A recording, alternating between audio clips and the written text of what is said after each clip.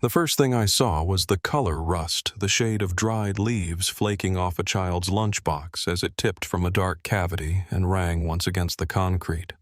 Dust hung in the beam of my flashlight like breath on a cold morning. Behind the lunchbox, a roll of film in a cloudy plastic tube slid turned and settled quiet as a kept secret. Somewhere in the plaster, a trowel mark curved like the last stroke of a signature. Tell me where you're listening from, and tap subscribe if you think every buried truth deserves daylight. I've worked enough basements to know how a house speaks.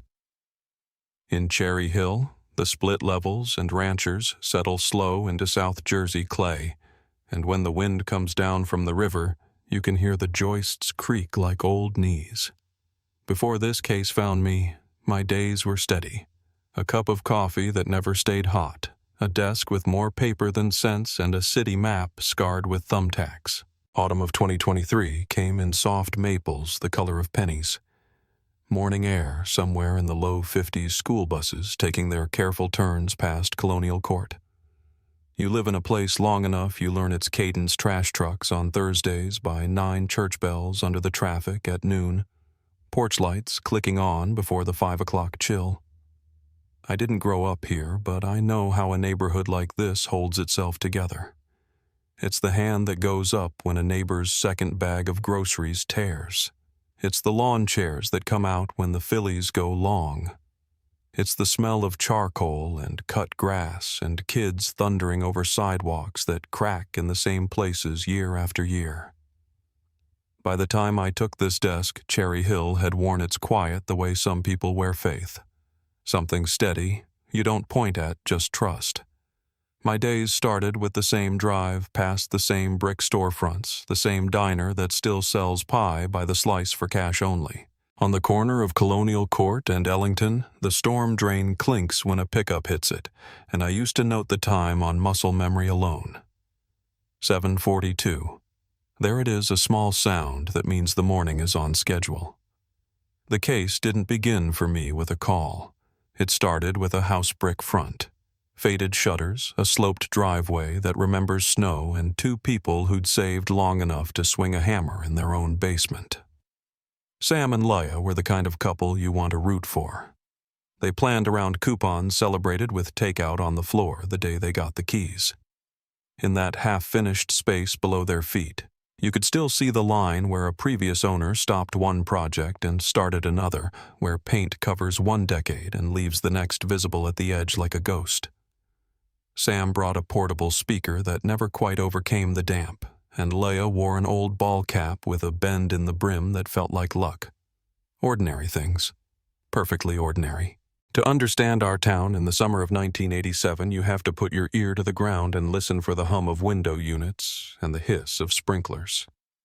Those July days stood right around 90 degrees by afternoon, and the cicadas sounded like power lines about to snap. There's a rhythm to a block like Colonial Court when school is out. Baseballs thudding into mitts, a bicycle chain skipping a tooth, a mother's tired laugh drifting from a screen door she didn't mean to leave open. I wasn't there then, but I've read enough reports and sat across from enough faces to know what it felt like. A little boy with a lunchbox big enough to hold more than snacks.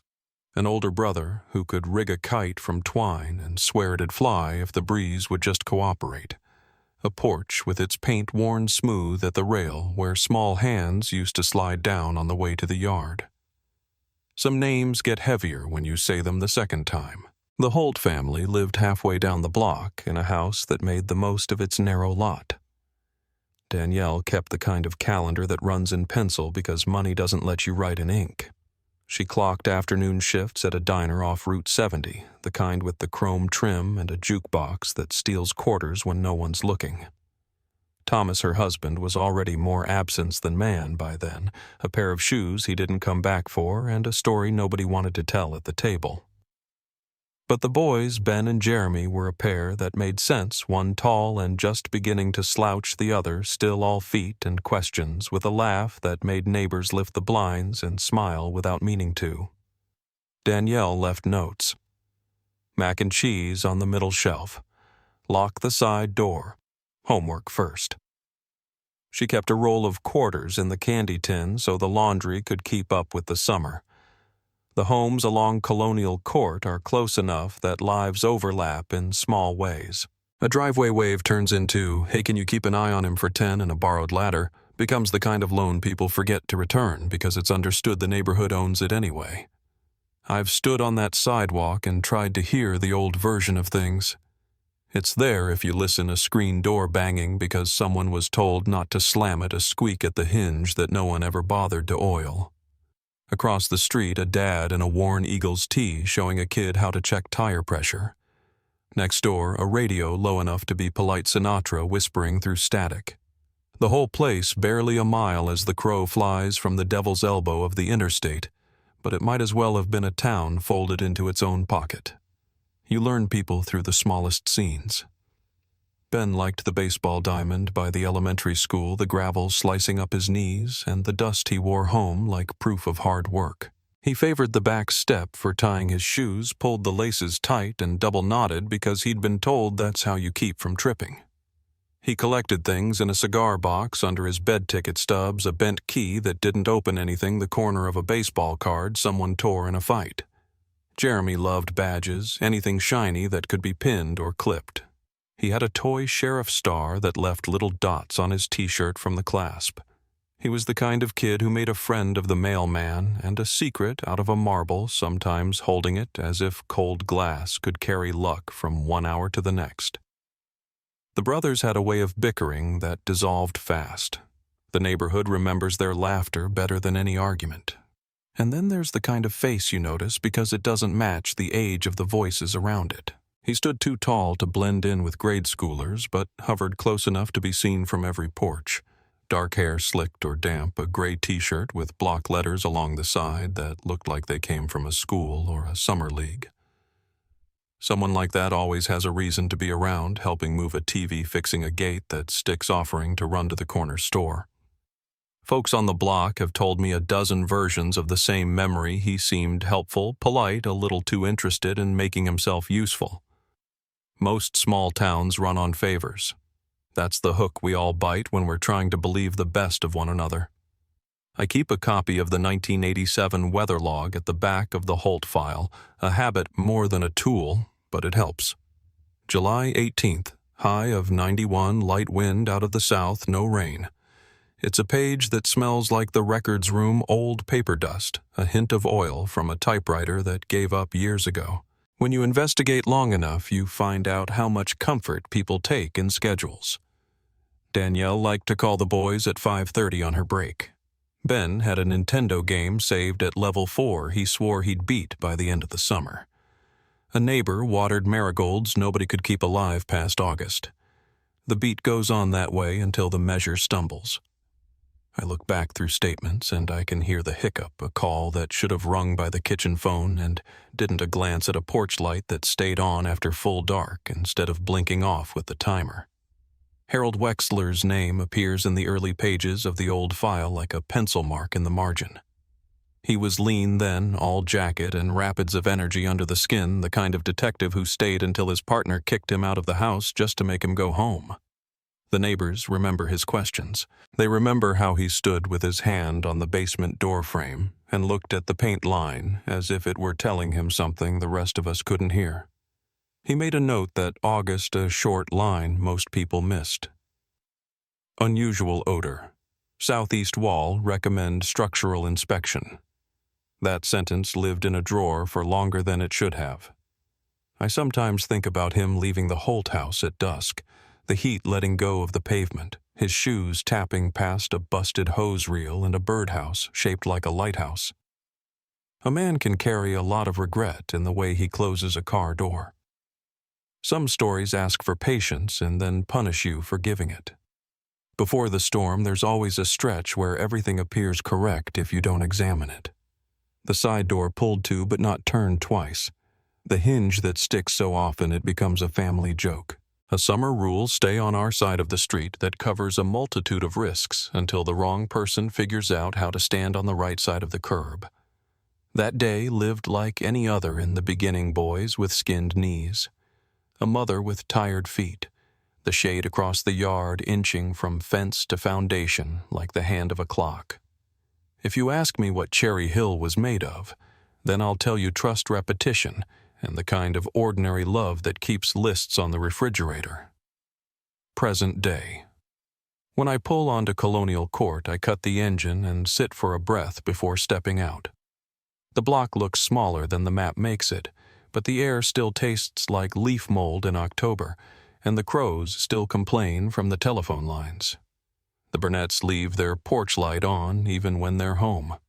It's bright as a lighthouse at full dark, a welcome in a place that spent too many years telling itself nothing needed welcoming. I park beneath a maple that scatters red leaves into the gutter and think about Leia's voice on the phone level, polite focused, asking how long the tape would keep her from sleeping. In our line of work, you learn to answer what people do not ask. We'll move carefully, I told her. We'll do this right. The before I'm giving you now isn't nostalgia. It's a survey of a foundation each inch tapped with a knuckle to hear where the pitch changes.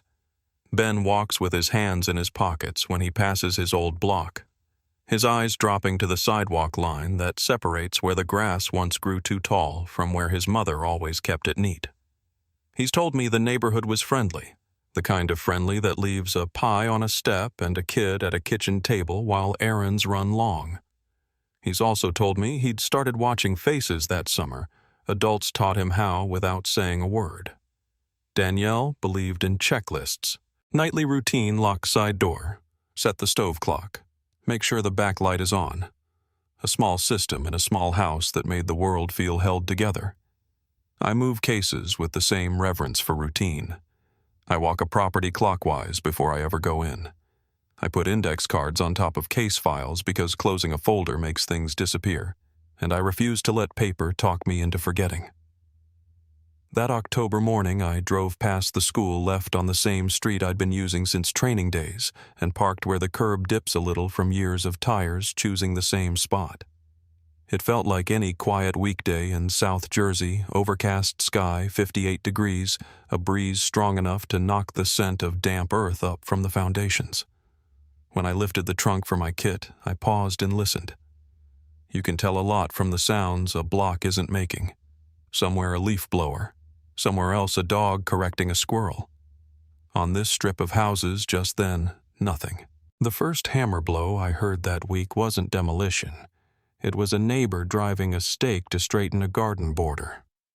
He tapped 3 times, judged the line with a squint, and tapped again. Ordinary work. The kind that fills a day so thoroughly you'd swear you can account for every minute. That's the lure of a place like this. The belief that if you can list the steps, nothing will trip you. I stood by the curb and wrote the time at the top of my notes, 10:06 a.m.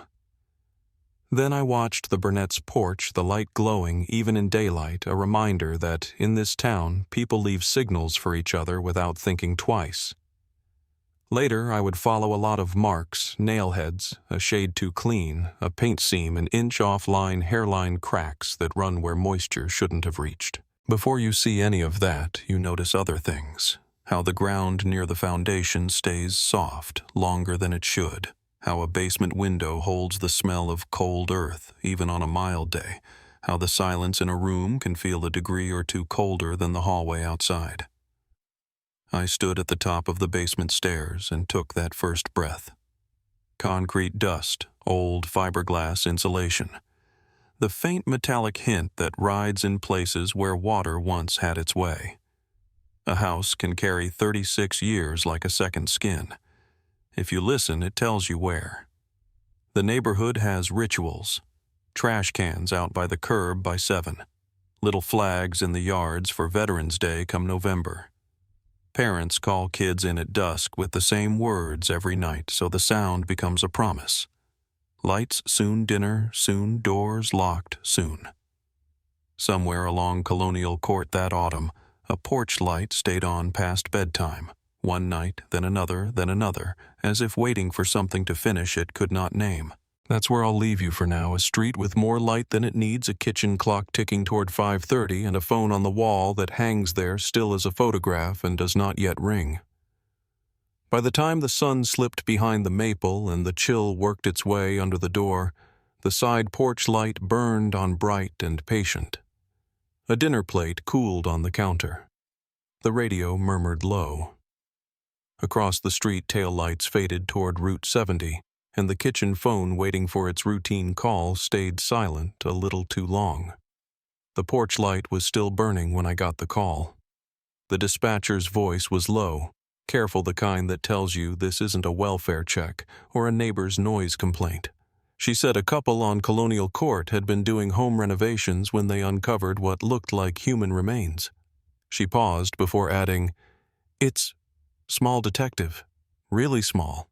By the time I reached the house, the October air had gone cold enough to bite through my coat. Yellow tape already framed the yard, and the scent of wet plaster drifted up through the basement window, mixing with the autumn leaves. Inside, the young homeowners sat side by side on the bottom step, pale, dusty, and silent. You could see the shock still working its way through their hands. Leia's fingers trembling around a paper cup of water, Sam gripping his knees like he was holding the world in place. I didn't ask right away. I just stood near the broken wall, my flashlight catching the dust that hung like smoke in the air. What I saw behind that torn section of plaster made every sound in the room stop. The cavity was narrow, barely 4 feet wide, lined with studs and insulation that had long since gone gray. And in the hollow, curled in on itself, was a child-sized skeleton. The bones had a kind of stillness that tells you they'd been there a long time. Ribs collapsed inward. Tiny arms folded across the chest as if the child had just gone to sleep. A red metal lunchbox sat a few inches away, rusted shut. Near it, a single sneaker size no bigger than a 6-year-old's. And wedged in the corner, coated in fine dust, a small film canister. The smell down there was the first thing that struck me. Not rot, not mold, something old and dry like paper left too long in a damp attic. I radioed for forensics and stepped back, letting the weight of it sink in. 36 years of air pressed into that space, and all at once it was breathing again. Outside, the neighborhood had gathered in small clusters under the porch lights. A few faces I recognized, most I didn't. It's funny how people always whisper when they sense tragedy nearby, as if lowering their voices could change what's already happened. I spoke briefly with the couple, took their statement, and watched as the evidence team began their slow, deliberate work. When Lieutenant Dawson arrived, his expression changed halfway through my report. He asked who had owned the property before. I told him Evelyn Holt passed last year, sold by her grandson, name of Ben. The air seemed to thicken between us. Dawson's pen stopped moving. "Holt," he repeated like he was testing the sound of it. Then he looked straight at me and said quietly, "There was a boy. 1987. Jeremy Holt. 6 years old. Vanished right here. They never found him." That name carried through me like static. Even before I pulled the old case file, I could feel the weight of it. The records were yellowed brittle, the ink fading in places, but the photographs, black and white grainy, still told the story. A small face framed by summer light, a missing poster tacked to a telephone pole, a mother standing beside a squad car with her arms wrapped around herself. The report listed everything you'd expect. Last seen playing hide-and-seek, backyard, approximate time 6:30 p.m. No signs of forced entry, no ransom, no witnesses. The kind of case that disappears into a drawer after a few years waiting for someone to remember. I turned to the final page and saw the note handwritten in a neat script, "Unusual odor near southeast basement wall. Recommend structural inspection. No follow-up authorized." It was signed by Harold Wexler, badge number 1237. I called Wexler that night. The man had retired long before I joined the department, and when he answered, his voice carried the slow rasp of age. "I told them to open that wall," he said, before I'd even introduced myself. He didn't need me to explain why I was calling. He knew the address, the year, every detail. That house, he said softly, never felt right. The air was wrong down there. You could smell the earth, but no moisture. He paused, then asked, "You found him, didn't you?" I didn't answer. The silence on the line was its own reply. Forensics took the remains first, the lunchbox next, the sneaker after that. The film canister they handled like it was made of glass, sealing it into a separate container for processing. Every piece mattered.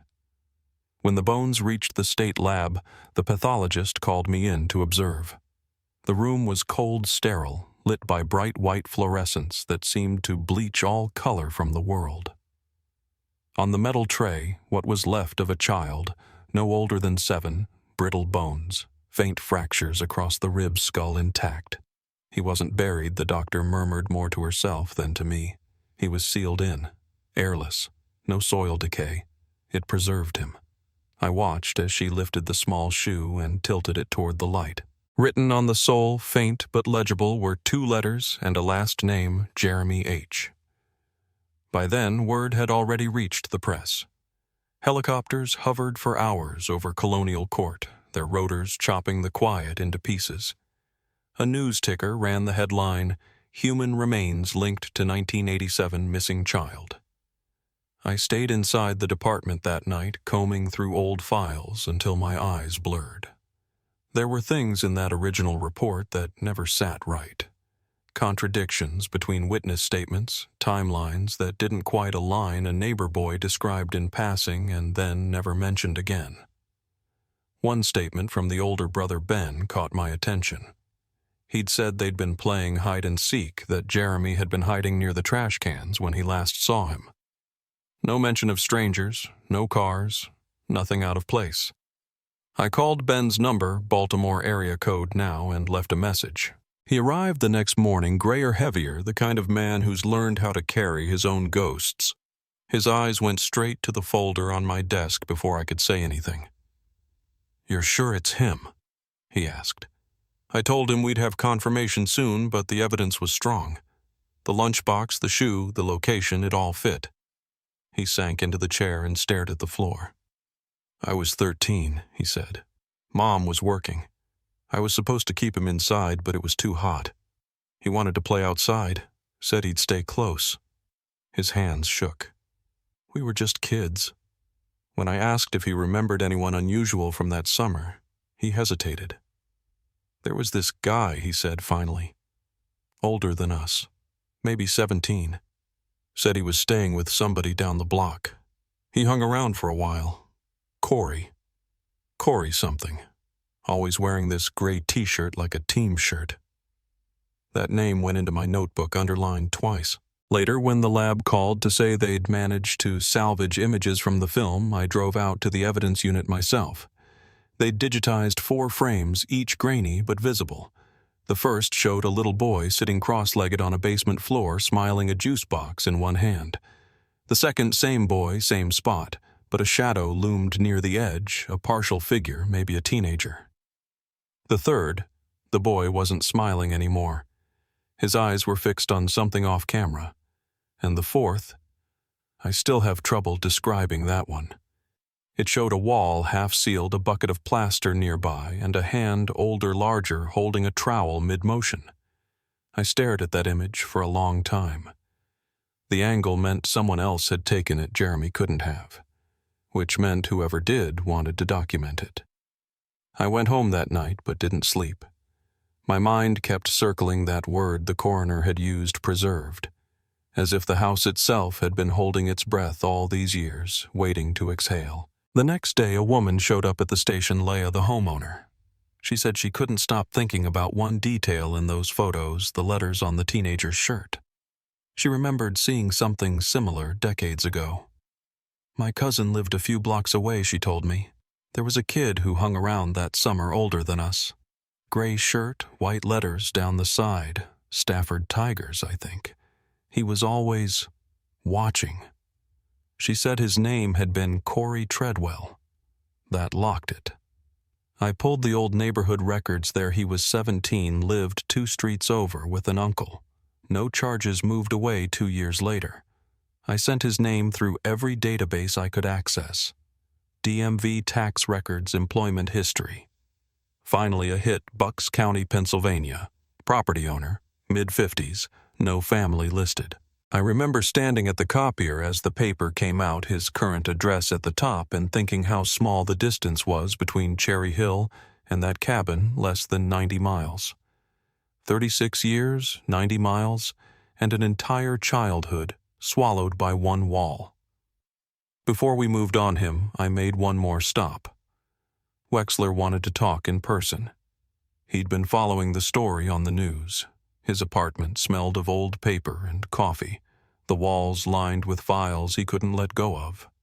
He pulled one out and handed it to me, a missing girl from 1985, 7 years old, last seen near Asbury Park. "Look here," he said, tapping a line in his notes. "Unfinished basement, wallboard, no struggle, just gone." I asked if he remembered any connection to Treadwell. He nodded slowly. There was a neighborhood witness, a teenager, matching his description. Said he was helping her family pack for a yard sale. He leaned back in his chair, eyes fixed on nothing. That's when I started seeing the pattern. Kids disappearing from basements all within driving distance. But nobody wanted to believe the link. When I left his apartment, the rain had started. The kind that turns the world gray and blurs the taillights ahead of you. I drove the long way back through streets where the porches glowed and curtains twitched, each house its own sealed story. The wind carried the faint smell of wet leaves and old earth, the same scent that had followed me from that basement. At a stoplight, I caught my own reflection in the windshield and realized I'd been gripping the steering wheel the way Sam had gripped his knees that night, trying to hold something steady that was already gone. Back at the station, the team had finished pulling the old audio recordings from the evidence vault tapes from the 1987 interviews, most never digitized. In one, Ben's voice cracked as he described the last time he saw his brother. You could hear the TV in the background muffled a video game beeping faintly. At one point, an officer interrupted to ask about the older boy who'd been around the neighborhood. Ben hesitated, then said, "He told me he'd show Jeremy something cool. Just 5 minutes." And the tape stopped. I sat there for a long time after it ended, listening to the static. The next morning, we drafted the warrant for Bucks County. The process was slow paperwork stacked on my desk like sandbags against a rising tide. Outside, the wind had turned colder, shaking the last of the red leaves from the trees along the station lot. I called Ben before leaving and told him we were close. He didn't ask for details, just said, "Find him." His voice broke halfway through. "Please just find him." That night, I drove to Colonial Court one last time before the search. The street was quiet, just porch lights and the hum of a distant television. The Burnett's house sat dark except for the basement window sealed now with new boards and police tape. I stood at the curb and looked at the faint outline where the wall had once been, where a family had lived, laughed, and lost, and where a boy had been hidden in plain sight for more than 3 decades. The air was still, but it carried a chill that crawled beneath the collar. Somewhere, a wind chime clattered softly against the dark. And I knew then, as clearly as I've known anything in this line of work, that the story wasn't over. The wall had opened, yes, but it wasn't the only one. There were others waiting somewhere, holding their breath. The drive out to Bucks County took me a little over 2 hours. I remember the morning, clearly low gray clouds, a kind of cold that crawled through the seams of your coat and stayed there. The radio was off. I didn't need it. The sound of the tires on the wet road was enough. Every so often, a highway sign flashed by numbers, counting down the distance to a man we'd spent weeks chasing through paper trails and half-remembered faces. The closer I got, the more the trees thickened until it felt like the road itself was burrowing into something older, quieter. The address sat on the edge of a state forest, one cabin faded green tucked behind a gravel drive. The tax records said it belonged to Corey Treadwell. 17 in 1987. 53 now. Still alone. I parked just off the road and waited for backup, watching the chimney for any sign of life. Nothing. No smoke, no movement. just a place that looked like it had given up the idea of company years ago. When the team arrived, we moved slow. No lights, no sirens. The grass was high damp with morning frost, and the porch steps gave under our weight. Inside, the air was thick with that sweet metallic smell of mildew and something chemical underneath it, like oil that had soaked too deep into the wood. Every surface was cluttered but deliberate: coffee cans full of nails, newspaper stacks bound with twine, an old slide projector aimed at a blank wall. There were photos, hundreds of them, tacked in uneven rows.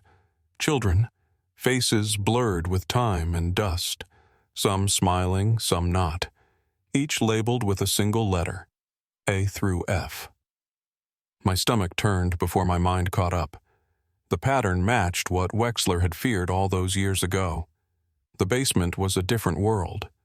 It wasn't built for living, it was dug for keeping things. The floor wasn't concrete, but dirt packed hard, and in the center of it was a hatch, a homemade door bolted and chained from the outside. I remember the silence when we pulled it open, how even the wind outside seemed to stop. The first step down was slick with moisture, the air colder than the ground above it. My flashlight hit the wall, and there they were again. Photos. 6 in a line this time, pinned to plywood, each one marked with a date and a name written underneath in that same precise handwriting. Samantha Leary, Kevin Maddox, Jeremy Holt. 3 others I'd never heard before. Beside the photos stood a metal cabinet locked with a single word scratched into the front transition. Inside that cabinet were cassette tapes, dozens of them stacked like a personal archive, each labeled with initials and phases written in neat block letters. On the table next to them, one more tape sat by itself. Tape 4, the same tape missing from the Holt house. We took everything. Every photograph, every tape, every piece of paper cataloged and sealed. I remember how the air smelled of rust when we left, like something long trapped had finally been disturbed. Back at the station, we started listening. The first tape was faint, Jeremy's voice small, steady. He talked about being told to stay still about earning the flashlight. He mentioned another child, a girl named Sam, who cried sometimes but was told it was part of the promise. Then the voice changed older, controlled the same one that showed up on the later tapes. Male calm, almost clinical. Subject H maintains compliance, he said. Exhibits strong reward response. Transition estimated within 6 weeks. The phrasing was bureaucratic, as if he were reporting to someone else, awaiting external directive. Those were his words. I listened to that line more times than I can count. Every time it landed colder. Whoever he was speaking to, it meant he wasn't working alone. We pulled every record tied to the name Corey Treadwell School Medical Employment. What came back didn't add up. No history after 1992, no taxes filed until the cabin purchase in 2003, no family listed anywhere, just blank years. But buried in the archives from his juvenile record was a small note, subject evaluated for behavioral irregularities, transferred to state facility for observation, Project Promise. The words froze me. Promise. The same word Jeremy had whispered on tape, the same one written on the lunchbox, the wall, the folder in that basement. It wasn't just a word he made up. It was a program. I drove back to see Wexler the next morning. He was waiting with a file on the table when I walked in.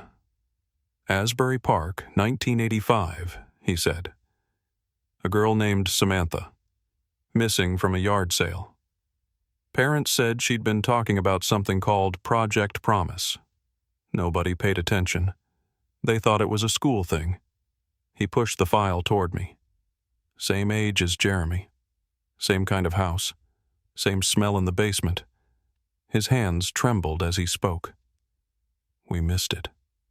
All of us. I told him about the tape, how the voice referred to an external directive, how it sounded like a test or an experiment. He just nodded. He wasn't the first, Riley. And he wasn't the last. That afternoon, I went back to the Holt house to walk the property again. The Burnett's were staying at a hotel by then, but the tape outline still sealed the perimeter. The basement felt different now, emptier somehow, as if the house itself was exhaling. I followed the crawl space to the far corner where the second panel had been found. The blanket was still there, bagged for evidence, patterned with faded dinosaurs. I crouched and studied the marks on the wall, the scratched words half buried in insulation. "Let me out." He said he'd come back. I could see where the pencil had broken mid-letter, where small hands had tried to press harder. I sat there longer than I should have, the flashlight trembling in my grip, until I noticed something glinting behind a beam. A cassette recorder, corroded but intact. We logged it, sent it to audio. When the sound came through, it was Jeremy again whispering. He said his name, his age, then paused. "If you find this, I was here." I waited. The tape hissed for a few seconds. Then, almost like he was reminding himself, he said I stayed good. After that, I stopped sleeping much. The lab confirmed that the voice on the other recordings matched Treadwell's from a 1992 psychiatric evaluation. He'd been institutionalized briefly for what they called conduct disturbances, but was released after 2 months. No follow-up, no supervision. The report mentioned a supervising doctor, a name I didn't recognize, who signed off on his release. When I called the medical board, they told me the doctor had retired years ago and passed away. His private records were sealed. Every lead we chased seemed to end in dust. Meanwhile, we were still waiting on the search warrant for the cabin's property perimeter. When it came through, the forensics team found 3 shallow excavation sites marked with stakes fresh, deliberate. Soil samples showed disturbances within the last 2 years. I remember the technician's voice on the radio. "They're too symmetrical to be natural." That sentence stuck with me all night. The idea that someone who'd done something that horrific could keep practicing order even in their chaos chilled me more than the crimes themselves. I met with Ben again a few days later. He'd stayed in town, couldn't bring himself to leave yet. We sat in the parking lot outside the station, coffee cooling between us. He asked if I'd found anything new. I told him the truth, that we had more questions than answers. He stared out the windshield, eyes glassy but dry. When we were kids, he said he told me he'd bring Jeremy right back. Said he just wanted to show him something cool. His voice cracked. 5 minutes. That's what he said. 5 minutes. I didn't interrupt. Sometimes the hardest part of this work is knowing there's nothing you can say that helps. Later that evening, I visited Jeremy's father in the nursing home.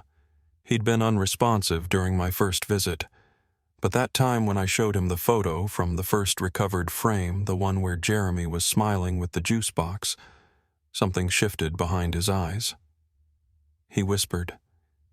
He said he needed the keys. I leaned closer. Who did? His lips trembled. The boy with the dead eyes. He coughed hard, struggling for breath, then said, "He promised it was just a game." Those words rattled me to my core.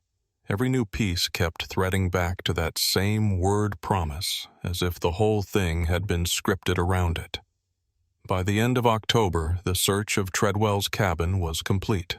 The tapes were cataloged, the photographs cross-referenced. But tape 4 stayed with me. On it, Jeremy's voice was thinner, weaker. He talked about seeing the sky again, about finishing Phase 3. Then a pause. "If anyone finds this, don't believe him. Don't believe in the promise." And then that same calm adult voice cut in monotone. Subject did not progress. End of recording. The silence after that line felt heavier than anything I've heard in my career. We finally tracked Treadwell down 2 days later north of Allentown in an old roadside motel that hadn't seen paint since the 90s. He was alone. The room smelled of gasoline and cheap whiskey. On the nightstand sat a note written in the same tidy handwriting as the cabinet labels.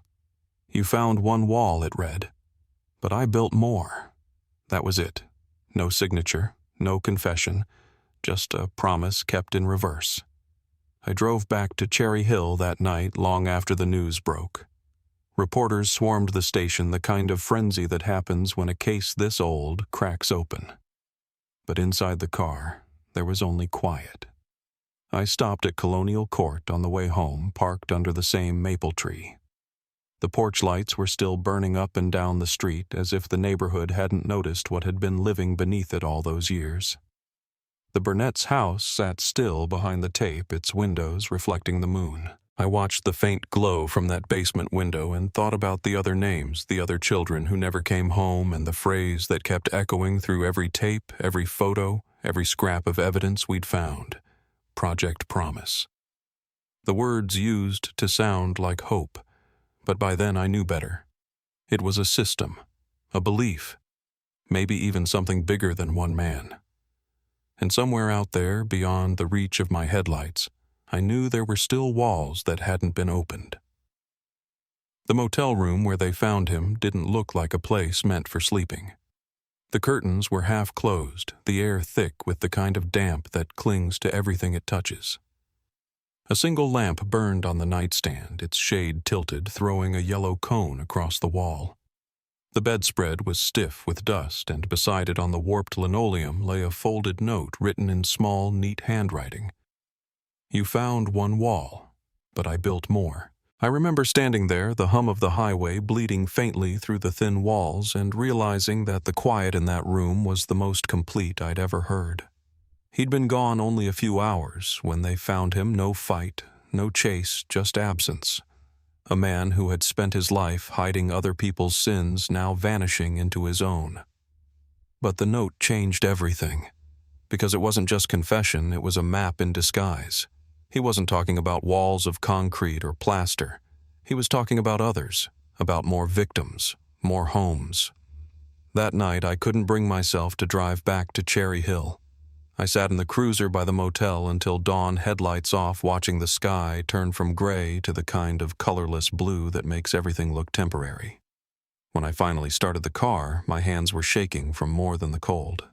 I kept thinking of Jeremy's voice on that last tape, how he'd said, "If you find this, don't believe him." It wasn't a warning about the man. It was about the story.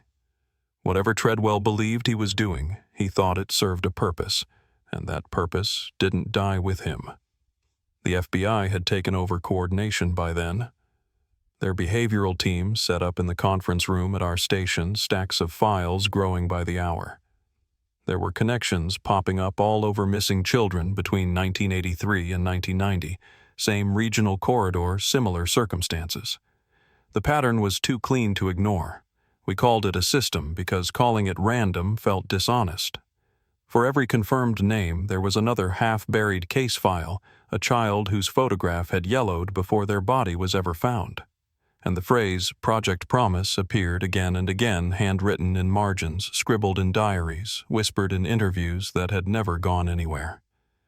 Wexler came down from Edgewater to sit in on the review. I remember the look on his face when he saw the board covered with photographs, the lines connecting counties' years and children who'd never met. He rubbed the bridge of his nose and said quietly, "He wasn't the architect. He was a recruit." The room went still. He'd seen something like it before he told me.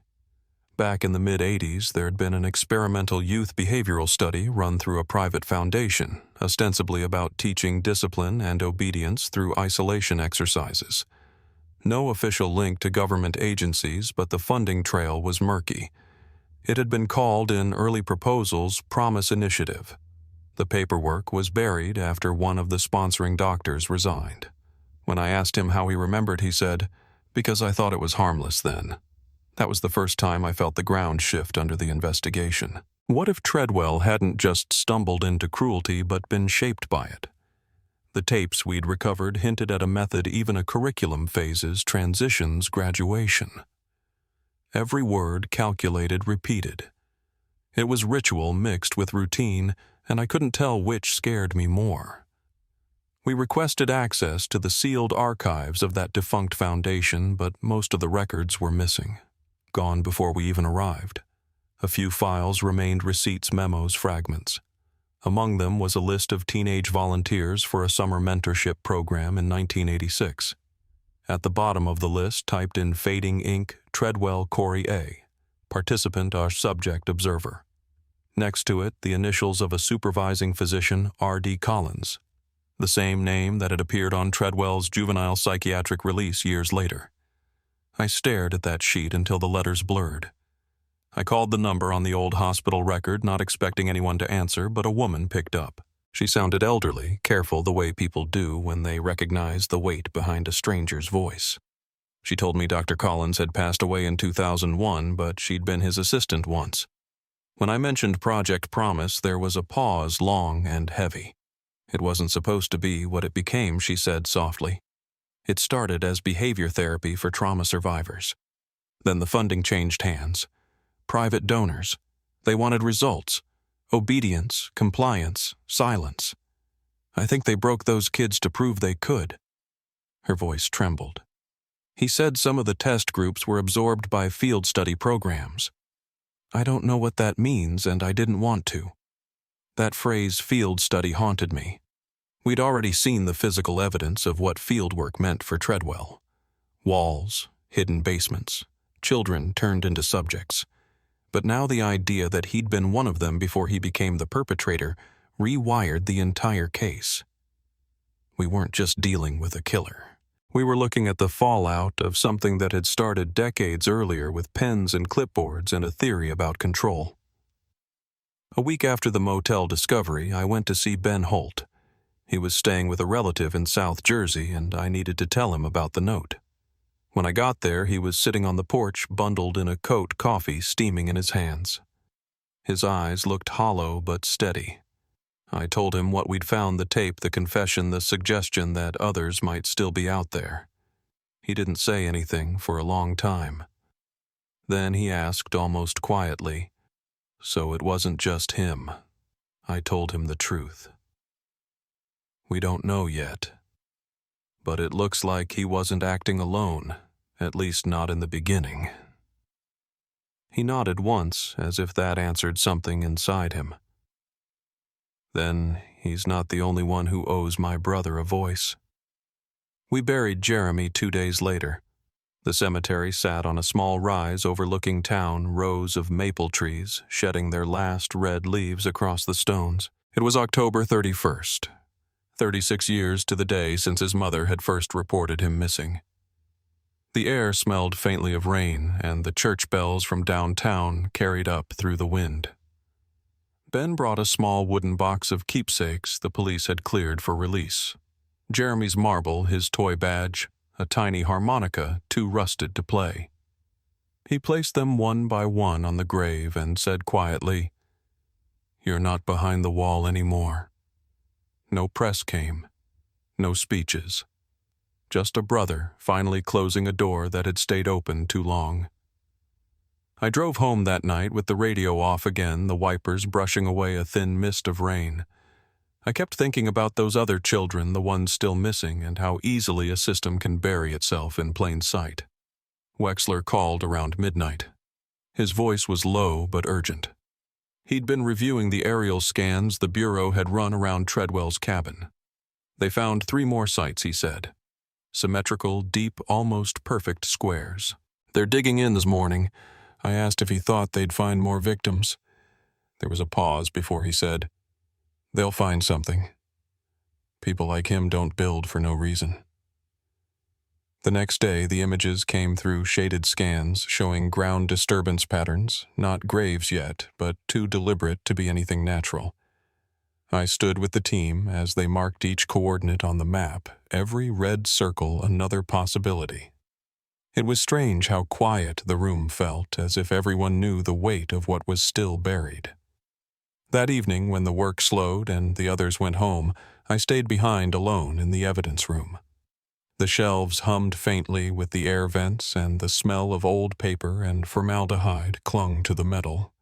I took the first tape, the one where Jeremy's voice had been strongest, and played it one more time. His words were slow, careful, like a child repeating a rule to himself. I stayed good. I did what he said. I waited. The tape crackled, then went silent for a full 30 seconds before his small voice returned. "He said the others are coming. He said it's almost graduation." My throat tightened. That line hadn't meant much before, but now it landed like a prophecy. When I shut off the recorder, the room felt too still. I looked at the box beside me labeled Recovered Evidence Cabin 1. Inside were sketches crude drawn in pencil. One showed a faceless figure holding a leash. Another showed a door half-closed, light spilling through. Beneath it, a sentence in shaky writing. He said, "I'm part of the project." I pressed my fingers to the page and felt the faint ridges of the graphite. Whoever these children were, they had been documenting their captivity in real time. I didn't leave the station until after 2 in the morning. The parking lot was slick with drizzle, the asphalt reflecting the glow of the security lights. Across the street, the diner still had one booth lit, a waitress wiping down the counter, her radio playing something slow and old. I thought about stopping for coffee, but didn't. I drove instead toward the river past the warehouses and dark strip malls until I reached the overpass that looked out across the water. The wind coming off it was sharp enough to sting. Somewhere beyond the trees, far from the reach of my headlights, 3 new sites waited to be opened. And whatever we found there, it wasn't going to be an ending. It was going to be another door. When I got back in the car, I saw the file folder on the passenger seat. Across the front, I'd written 2 words in black marker to keep myself from losing focus. Project Promise. The letters looked stark in the light from the dash, almost too neat, too calm for what they meant. I sat there a long time before turning the key, knowing that every answer we were about to uncover was going to cost something: time, peace, maybe even belief. Because once you start opening walls, you don't get to stop until you've faced every room they hide. The ground gave up its secrets slowly. 3 days after the first dig, they unearthed the remains of 2 children behind Treadwell's cabin bones, small enough to fit in a single evidence box. The third site turned out to be empty, a decoy or something planned and never finished. The coroner estimated the first 2 deaths within a year of Jeremy's. Both had the same marks on the skull, a single precise strike at the base, deliberate clean. The kind of injury made by someone who didn't rush, who thought of it as an act of order, not violence. There was a finality to that kind of precision. And yet, standing there in the cold mud, I realized we'd never get the story exactly right.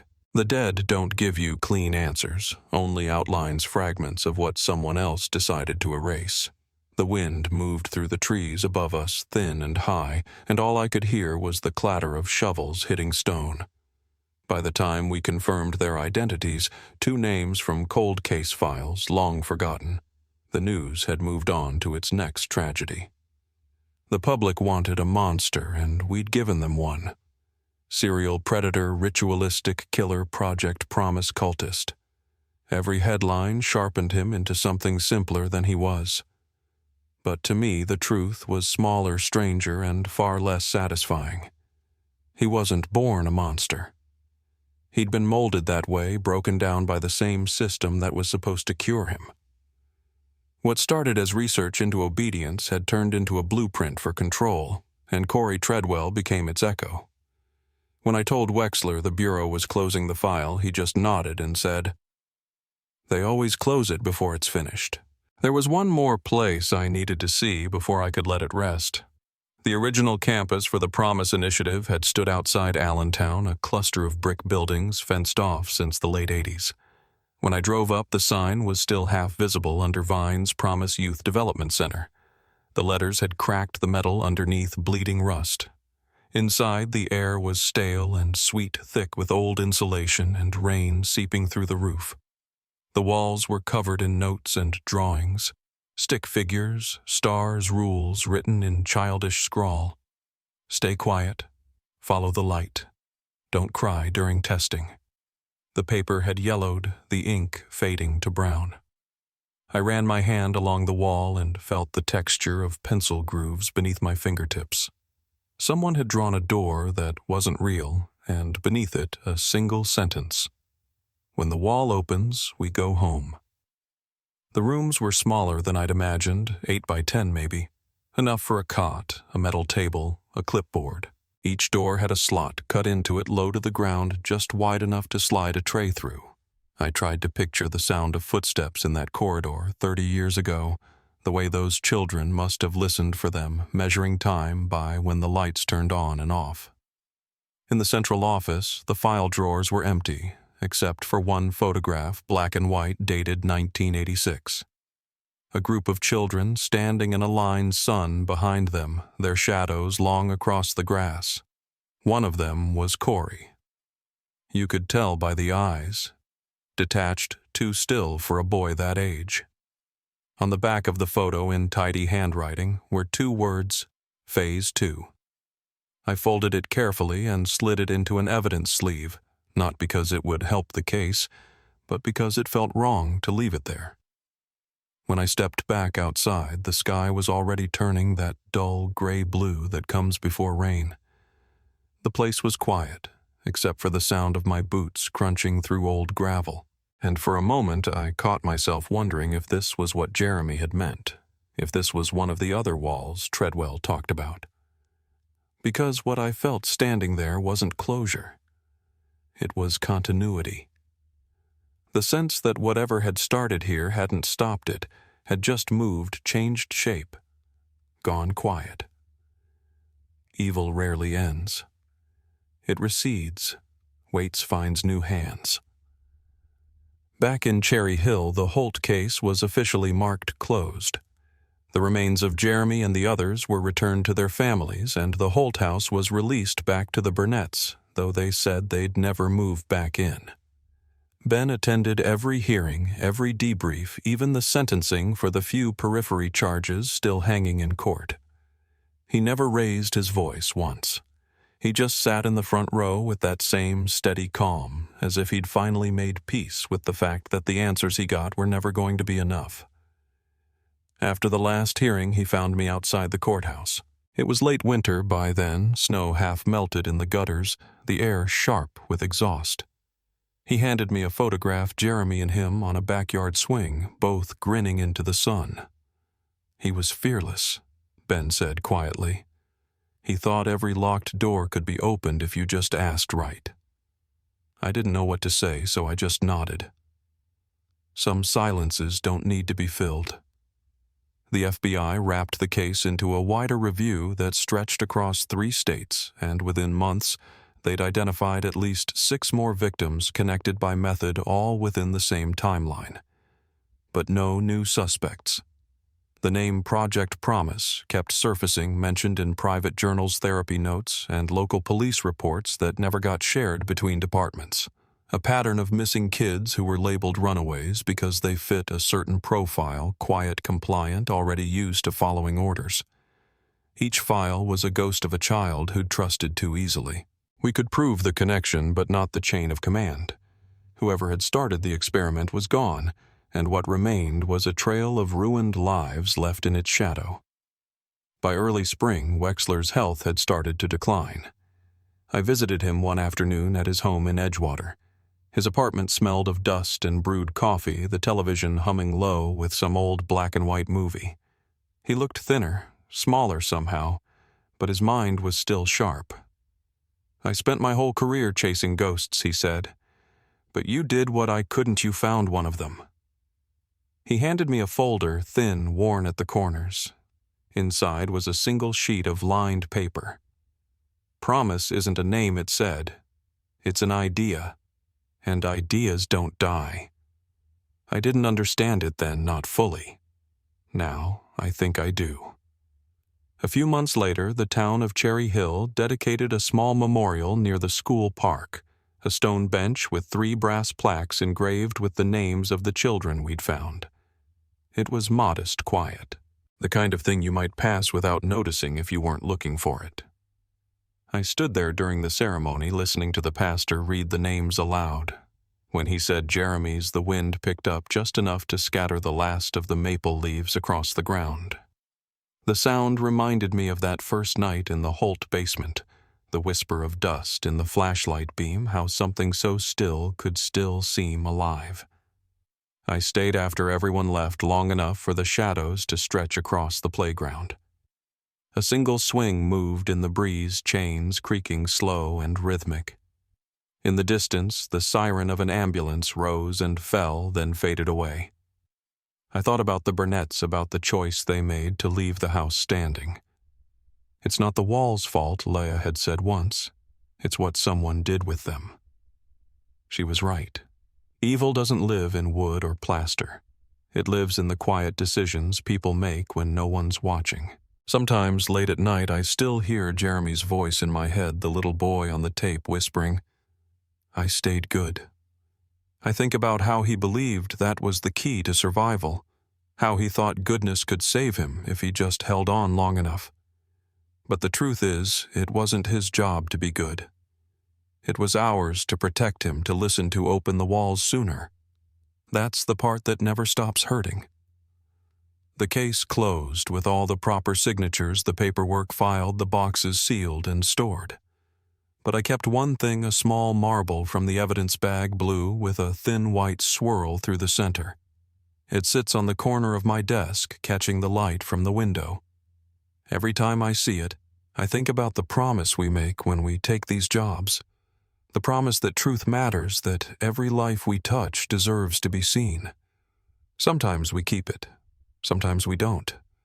But we keep trying even when the walls are too thick and the air runs thin. Cherry Hill has gone quiet again. The houses on Colonial Court look like any other street in America.